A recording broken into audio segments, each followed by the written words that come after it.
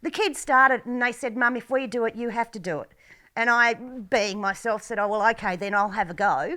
And once, well, as Jemmy Leeson says, have a crack, you're stuck on it for life. My personal aim is to go to Denny Ute Muster, whip crack, and actually get it to crack. And the bullocks whip to do both sides. So what you do on your right hand, you have to do on your left hand, which is a straight crack and an overhead crack. If I can get the crack. So I'm slowly getting there, but that flick at the end just still gets me. But yeah, that's what my aim is to get the thing to goddamn crack. And sometimes you end up thinking, why can I do it at home and it works? And then you get out there and it all goes pear-shaped and you're thinking, what am I doing? Yeah, the body strength is a lot more demanding with the bullocks whip than playing with your little ones. So the difference between your bullocks whip and your little whip is just a cowhide. So it's great for kids to learn.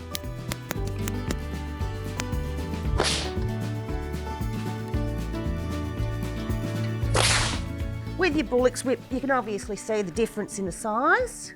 That one, I've got one that's actually kangaroo and plaited through to cow. It just depends on your whip maker. And then you've got your little cracker at the end.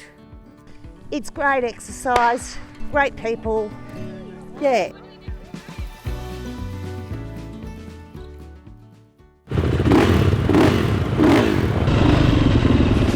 I think the first bike we had, Dad got from the tip at dinner. Riding from a young age, when we were kids, we'd go camping, Dad would go hunting and riding, and us kids would just ride around. That was, that's what riding was to us. So I never really thought or ventured into racing until I was probably in my mid to late 20s, early 30s.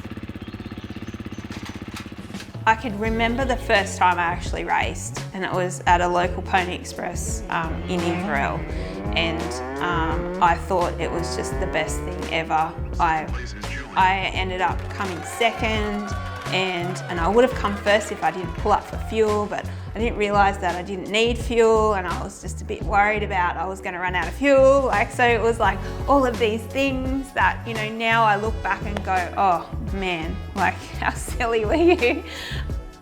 It was a pretty good feeling, just knowing what I could accomplish, and I was like, right, I'm on every race now, I'm in.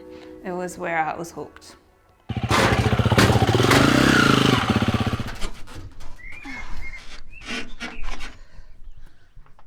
All right.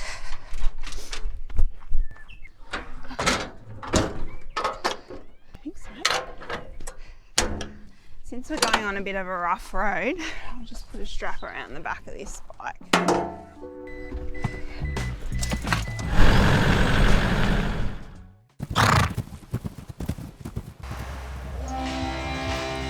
So the aim for me at Mount Isa, I wrote it on my vision board the other day. I want to ride the fastest time on Lottie ever. So I've got a lot of work to do.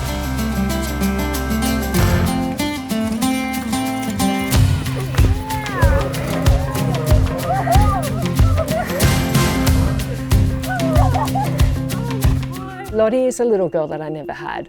Troy bought her as a 4-year-old unbroken off Mathia at Santa Rio Stud at Tullamore. I'm very lucky to have such a supportive partner. He said if you're going to be competitive, you have to have the best equipment. We sent her to Denny Fitzgerald and he broke her in, trained her.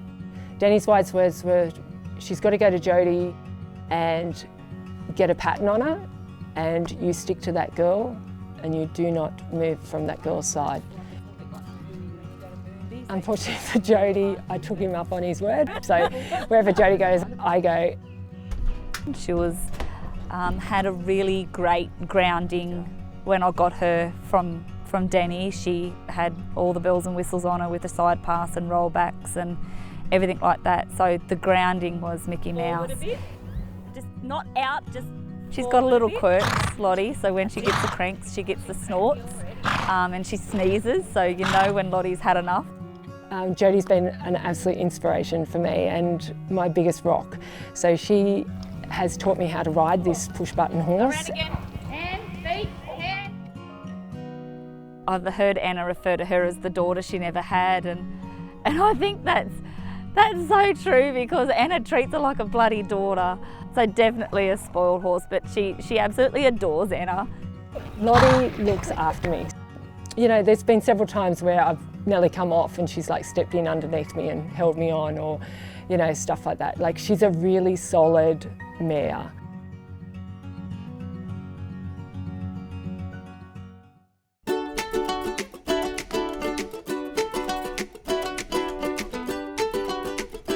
This is the Queensland Championships. So this is yet another qualifier. So before you go on to the Australian Open, you have to have done a qualifier, which is Gunnedah, Boona, Denny Utemuster is also a qualifier for the Victorians. So yeah, you have to do a qualifying competition before you can go onto the Australian Championship, which is at the Ekka.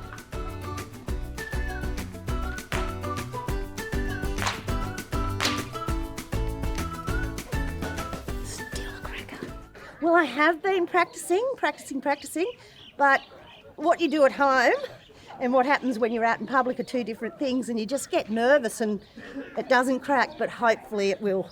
Yeah, so I had breakfast this morning. A lot of the whip-crackers won't have breakfast. They won't eat because it's too hard to whip-crack with a full stomach. With the Bullocks whip, from 7 to 70, everybody's in the same division. There's no men's or ladies or kids or anything. So yeah, it's just fun. Look, you know you're not going to win, but you're just out there to entertain the crowd and have a go. And that's time for Mrs. Lisa. So yeah, I think I'm slowly improving, and tried the new flick. I watched what they're doing and I was trying to get that overhead flick. So yeah, I didn't run out of puff too badly.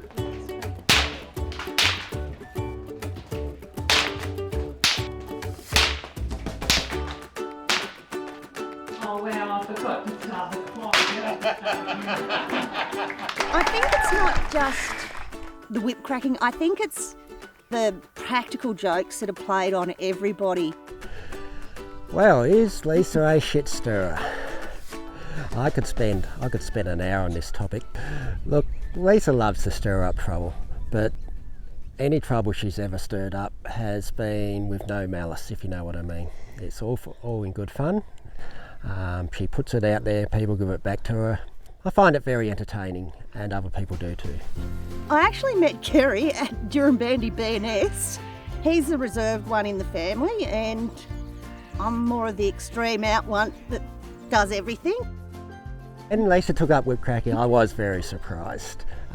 Lisa's training schedule, in the sakes of this bullock whip, hasn't always been as much as it probably should be, but she is dedicated to getting this thing to crack. Doesn't crack every time for her. Like you can imagine, this whip is very large and they are very hard to crack. I personally would not go near a bullock whip because I would hurt myself. You're a chicken. I am a chicken. But look, she has been out there trying, and I'm sure in the short-term future she'll be able to consistently get it to crack every time.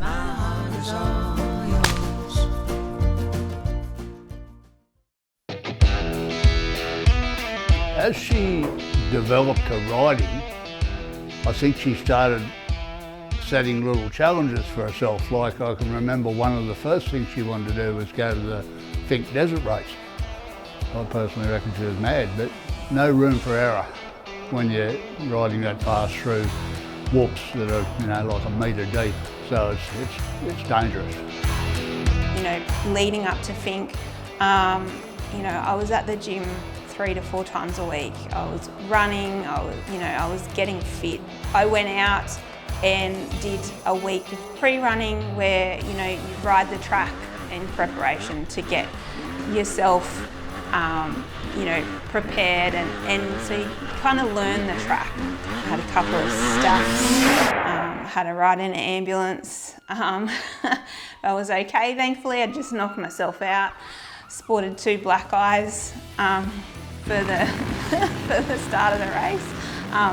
But yeah, so it's really important, I think, you know, when you put that time and effort in and get your head around the conditions and how to ride them, and then to come out, you know, on top or almost on top, you know, was really, you know, that's a win for me. The first year she came, wherever she came, and then she obviously knew she could do better, so she went back and had another go, and I think that was the year she ran 3rd in her class, and yeah, she was pretty happy about that. The railway spike that I got from Fink, everyone gets one if they finish in under the 4 hours. They present that at the presentation.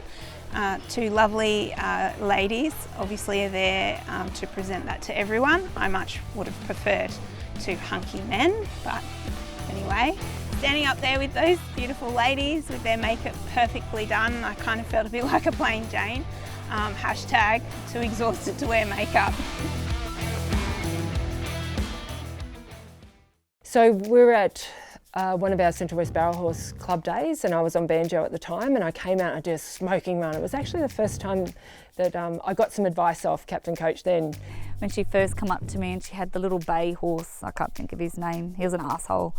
And she was asking me for tips at this barrel race. And she said, ride hard or something like that, right? And anyway, so off I went on my little horse and I smoked this run. And she nailed it. She went around, she absolutely nailed this barrel race. Pulled up at the end and I swung my body to look at the time. And as I swung my body, he shifted out from underneath me and I fell off, because he was pretty light in his feet, and I fell off right there and I hit every panel on the way down. So you've got steel posts there, and I hit every single one. I hit 5 posts on the way down with my head, and if I didn't have my helmet on, I don't know what sort of condition I'd be in today. And I'm sitting on the sideline, everyone's rushing to Anna, and I've looked up at the clock and she broke like 20 seconds, and I've gone, oh my God, you've broke 20 seconds. And I look down and Anna looks up and she's got a bleeding nose and like a bleeding lip. So I'm laying on the ground and I'm like going, oh. And I was thinking, oh, I've done my head. Like, it was pretty bad. I didn't knock myself out. And Glenn Peacock looks over and he goes, you're right. And I said, how's my teeth? And I looked up, and because I'd spent a lot of money on my teeth over the years. And I was like, how's my teeth? And he said, your teeth are all right. I don't know about your nose though. And I ended up with 2 big black eyes, and my nose wasn't broken, but shit, I was in some pain. Instant guilt I had was I was so excited. Everyone's concerned and hovered around Anna, and I'm cheering her on going, oh my God, you broke 20 seconds. Whip-cracking is a great de-stressor at the end of the day to let go of all your tensions and frustrations for the day. Come on, doggins! It's looking really good. Hopefully we'll get a good crop in. Kerry always likes to play the optimism, so, you know, until we start to put the header in and actually get some results back from the silo, and then we'll get our gradings for the week. But look, I think we've had a perfect year, but we'll have to wait and see. There's times when I get so down, but you always lift me up. And there's times when my poor heart aches, but you always fill my cup. If you do really simple tricks and go out there and you don't miss a crack, you'll get more points than someone who goes out and tries to do something really hard and doesn't get it to crack at all. So the aim is to get it to actually crack on every swing.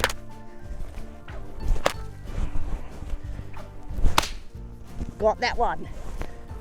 It's like playing with a big brown snake, really, this one, isn't it? Oh, God. Oh, I've gone the wrong way there. My brain went separate. The bullock's whip can really, really be dangerous. It's just learning your limits, and I don't think any whip cracker comes out of a competition without some sort of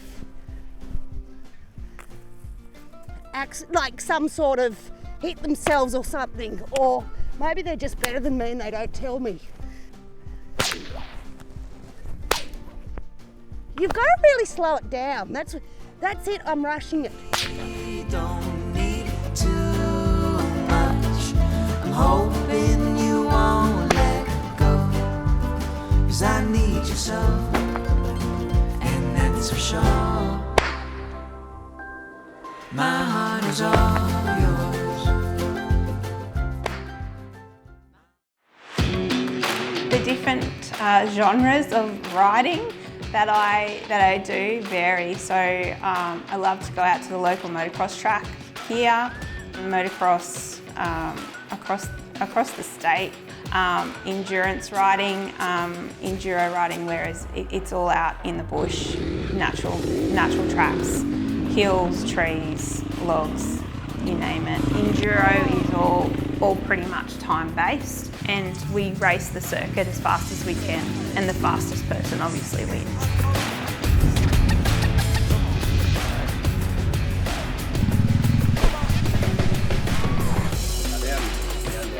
They're going down our path and gate now. Good, class. Good. Doing right. Thanks, Billy. Yeah. Front and throttle side back. Thank you.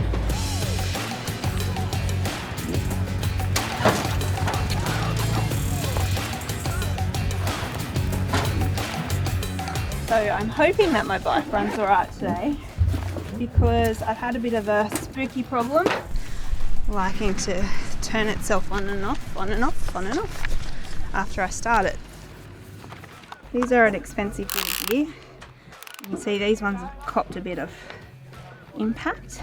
Basically protects your knee from getting smashed. Us girls and the over 35s and the over 45s will race for 2 hours straight, however many laps you can get in. Just sorting out what tools I want to take. A bit anxious about the bike, how it's going to run. Usually, because women are the slowest, so they go last, so they're not getting in the way of the fast guys. But I feel I might be overtaking some people. So the way the track is set up, if you ain't going up, you're going down. There's no flat. Down the creek, across the creek, back out, and God knows where you're going to end up. So the track's going to be really super dusty. So for the practice, especially for the practice laps, everyone's going to be bunched up. Just going to oil the chucks, pop it over my air filter, and then after the practice lap, I'm just whip it off and I'll have a fresh air filter. Obviously, the more cover you've got from the air going into your bike can make your bike run a bit funny, but it's better than sucking dust through and blowing up your engine, which I have done at one race. So I'm a bit cautious about it now. Alright, go chuck it on.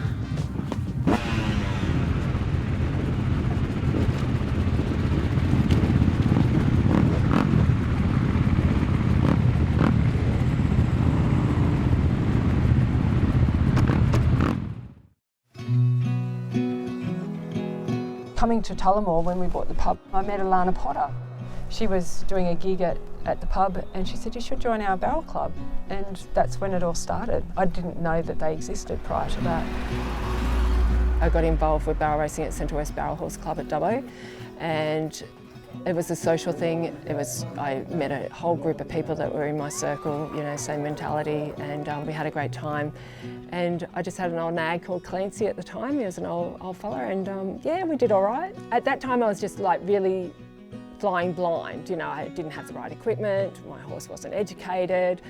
It's so frustrating being an older rider because I think, why was I not taught this stuff when I was 10? You know, like, I shouldn't be learning this stuff in my 40s. And I'm so far behind everyone else because, you know, they've been doing it all their lives. They've been competing all their lives. And ever since I was young, you know, like, God, I'm going to cry. Watching Kerry Neal at Colgrove Sports Day, you know, like they were just these amazing horse people and they were so fast. And I was like, God, I want to be like them one day, but the opportunity wasn't there. Yeah, if I had the opportunity as a young person, as a younger rider, I think maybe I could have been a lot better. So, but maybe not. There would never be an event that you're unsure whether Lisa had arrived or not. Generally from 5 a.m. in the morning, you can hear her going from caravan to caravan, asking people if they'd like some breakfast cooked. And may I add, her voice is often the last thing you hear before you go to bed at night as well. Because Lisa has such a full-on personality, I think she's possibly been able to put a couple of noses out of joint within the AWPA. Well, we're off to see the solicitor on Monday because my application to Denny Utemaster has been denied. Hopefully on Monday we will have some more clarity on what we can and can't do. I think there's going to be a lot of phone calls made, and hopefully we can have the decision overturned. Look, I'm not saying I'm completely innocent, all things said about me. Look, there are some things that are true, there are some things, but there's two sides to every story. We're all not perfect in the world, we all make mistakes, and let's just hope we can get it sorted before we're out of time. Lisa has no filter, and there's that line, and I just like to skip along the line the whole time. Look, I've been married to this lady for 24 years. That part of her has never changed. And I have to say, in some ways, it's the part that I most love about her. Honey, let's take a leap of faith.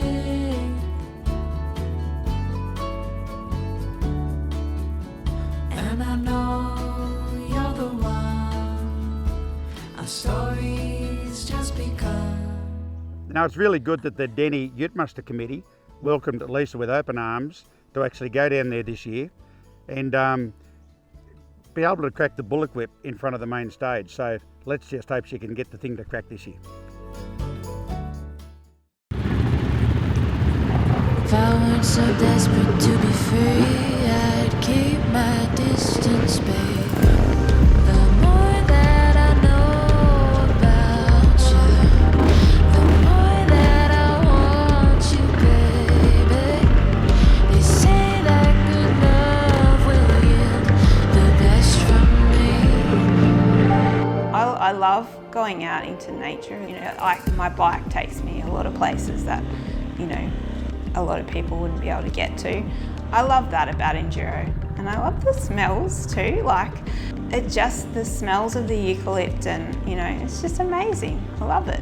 She will see things on the trail that we don't see, so she'll pick a little flower off the side of the trail and put it in a bag or put it on a bike or something. She loves flowers, yeah.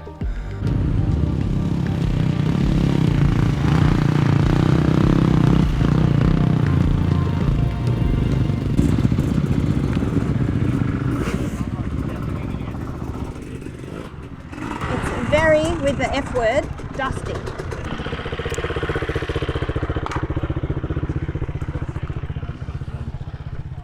Can you tell?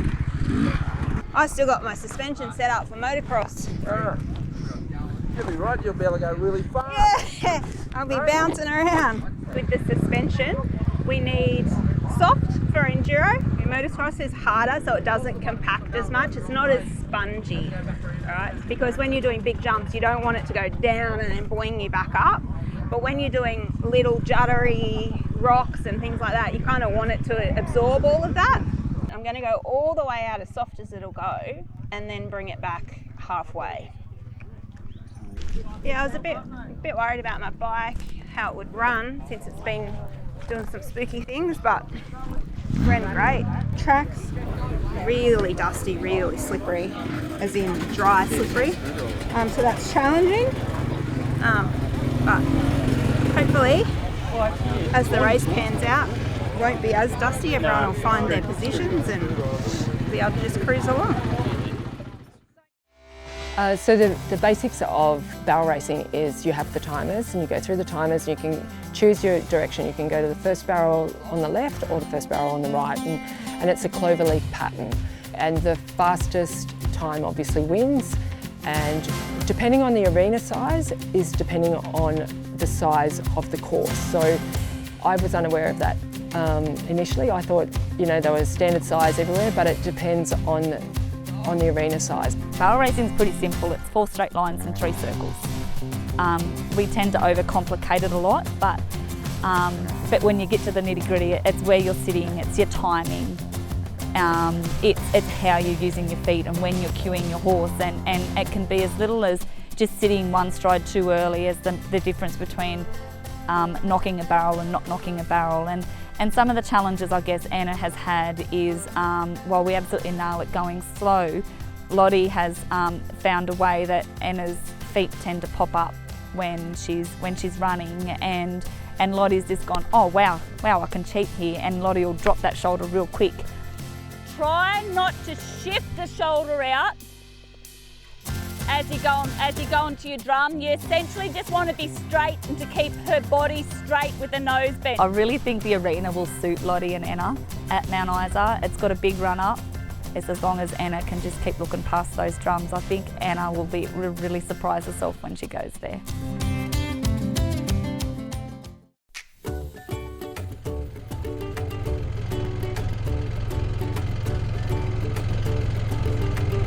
Okay, heading off. Before we go, we've got to do a run around the cattle because we've got lots of babies on the way.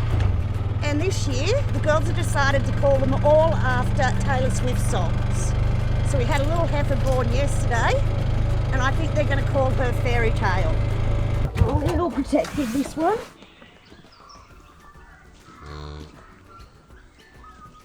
All looks good. Very, very new. Oh, that's how new it is. Brand new, it's a little heifer.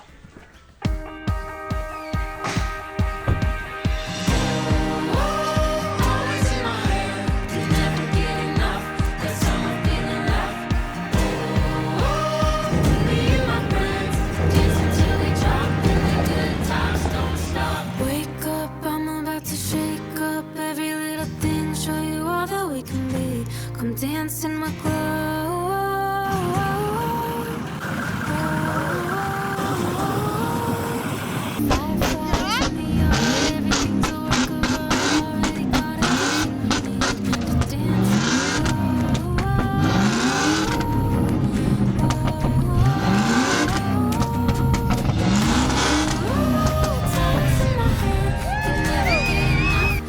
Just excited to be here because it's such a family atmosphere. It's fun. Let's get it done.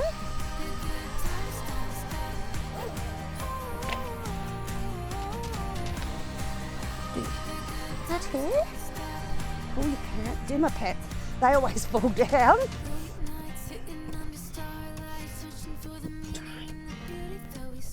I did that once and I pulled my undies up, not my jeans. I have lost weight doing this.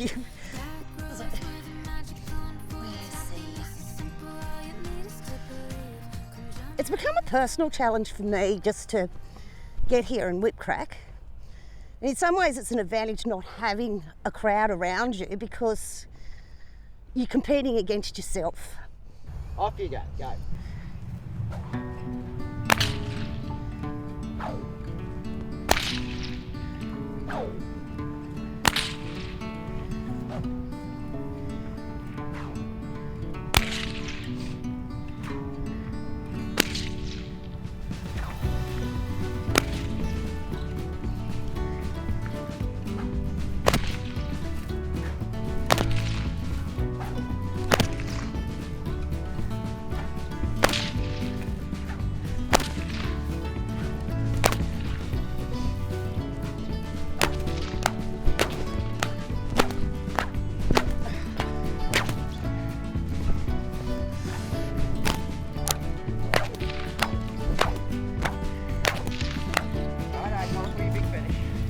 What I got?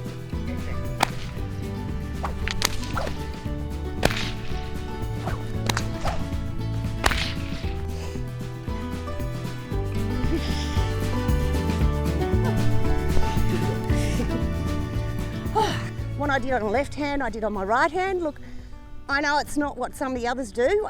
Ground's luckily not too wet, so the whip's not taking up too much moisture out of the ground. So, you know, I'm here, I've done it, and God, I'm so happy we've made it.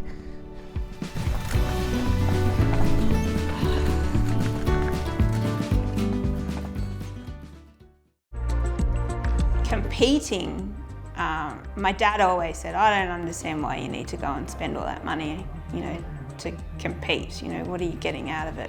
I love meeting new people. For me, the social side of it, you know, is a lot of the reason why I raced. More so than, you know, getting results, because I didn't always get results. I just loved hanging out and being a part of that. It wasn't too bad, really. Had worse. It is always pretty notorious for dust, this track. So I'll be snotting black snot out my nose in the shower for a couple of days now.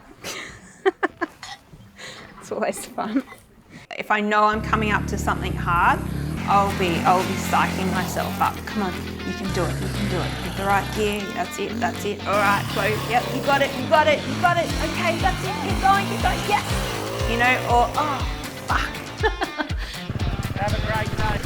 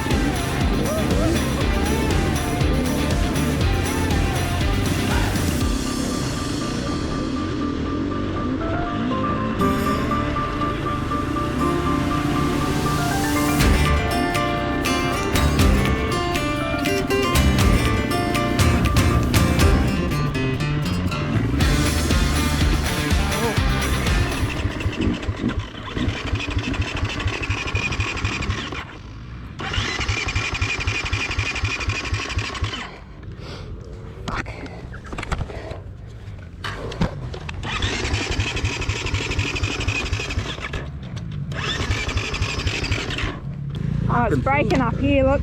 It just broke up there. Yeah, you're right. Yeah.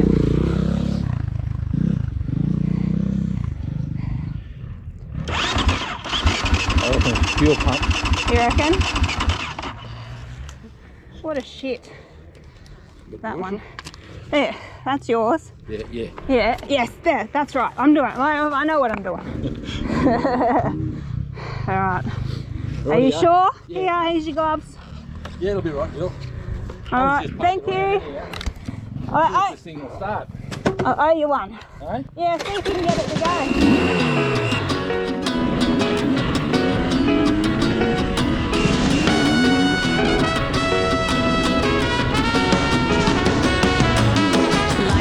Light it up, pedal to the metal. We're gonna take it to a whole nother level tonight. Alright, a whole nother level. I don't know what we've been waiting for.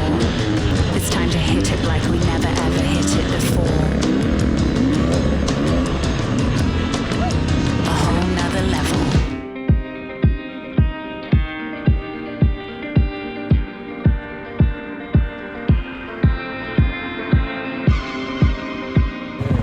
Shows your better side, Gill. Shit off my mouth. It's better with it on there. Looks like you actually had a go. Yeah, that's right. I did have a go. It was pretty good. I was hooking in that first lap and then just she just died. Yeah, the track formed up really well. Started to get some really good lines. You can see some moisture coming out of the ground. Cole's bike handled really well. It's quite nice.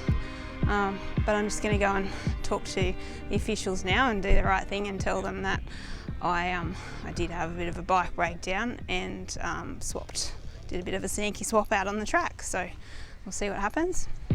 My bike shit itself just down there in the creek. You swapped bikes? And Cole was, I'd overtaken Cole and he come along and he's like, yeah, jump on my bike. So put that on there because Emily's bike blew up too, so.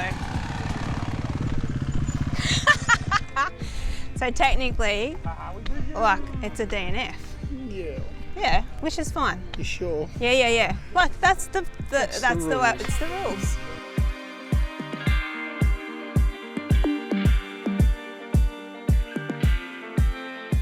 Thank you. It's all right. For being honest. That's right. This means your daughter and Chloe won too. Well, they'll be pretty happy. Yeah, that's right. Exactly. And like I had a good day, had a good ride on Cole's bike. So sometimes the next day you're a bit sore. 3 or 4 days later you're limping around because you're using all the muscles in your legs. If you haven't ridden for a while, my hands are pretty sore.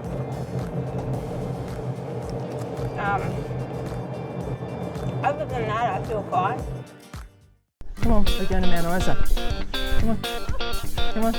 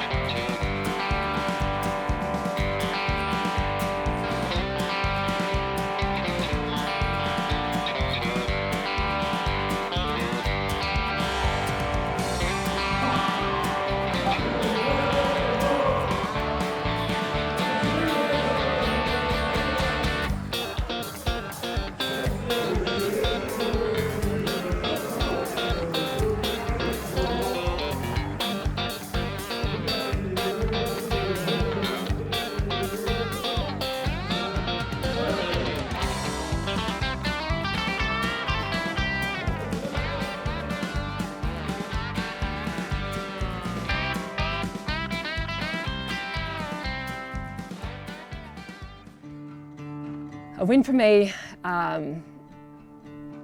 is staying on.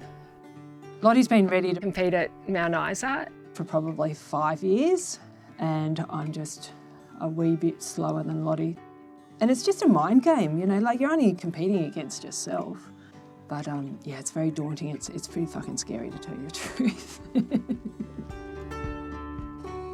I tend to wake up very early, like say 1, 2 o'clock, and then I just put a podcast on, listen to the podcast, and trying to visualise my run. But then I had so many different visual images of my run that I got confused about which one I should be following. And then yeah, just the alarm went off at 5:30, got up at 6 and had a coffee.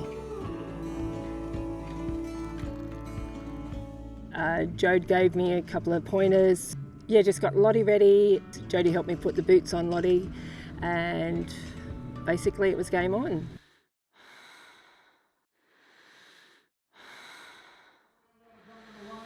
And I was last out of 20, so just watching the other competitors, but you try not to concentrate on them because it just messes with your head. It happens so fast, like you've really got to be ready. There's 2 to go and I'm like, yep. Captain Coach said, trot to the end of the alley, see the drum and then fang it. Got to the end of the alleyway and just hooked in. Coming into the first drum, you see the wall, and Lottie shot down, and I probably didn't ride her past the drum, obviously. And we knocked the first drum. And then got a bit off course towards the second, and got around the second, and got to the third, and left that standing. So, and then fanged it home, and it felt so fast. But when you look at the video footage, it's really slow. But for me personally, I felt like I was steaming along. I don't think I breathed the whole time, because when I finished, I was like so dry in the mouth. And it was such a relief to have it over and done with and tick that box. Do you know what I mean? Like, I can actually say that I've now competed at the Mount Isa Rodeo, and it was the biggest buzz. Life is good, yeah. Yeah, in my darkest times, you got me feeling like I've been walking on air. Left all my worries and cares. I've got no burdens around you. I don't care who knows I love you. 'Cause I've been so lost without you. And in my darkest times, you got me feeling like life is good, yeah. Life is good, yeah.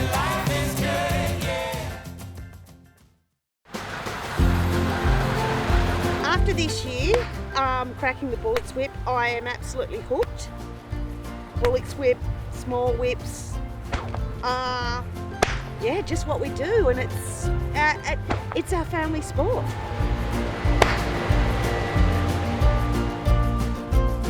Well, I was just Yeah, so Julie's riding ability is quite natural. She's got good bike control, good clutch and throttle control. The faster she goes, the better she rides. When she has to slow down because she's a bit short in the legs, she loses her balance a little bit, so often she'll fall off at really slow speeds, and she bounces straight back up and gets back on the bike and goes.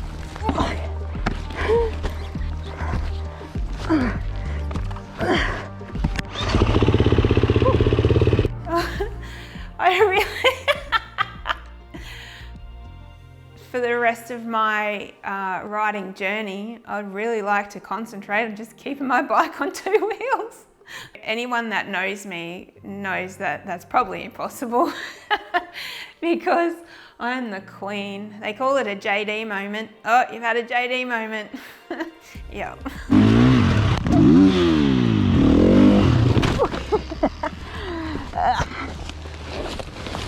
Wicked little fucker. Not much would stop me from riding. I see lots of people who have had bad accidents and have lost legs and arms and still ride. You know, I seen a thing on Instagram the other day, a guy created this clamp that clamped his artificial arm onto the bar and it had like a quick release on it. So as if you crash, you could let yourself off. I'm like, that's what I would do. Like, nothing would stop me from riding. So yeah, you could call that an addiction.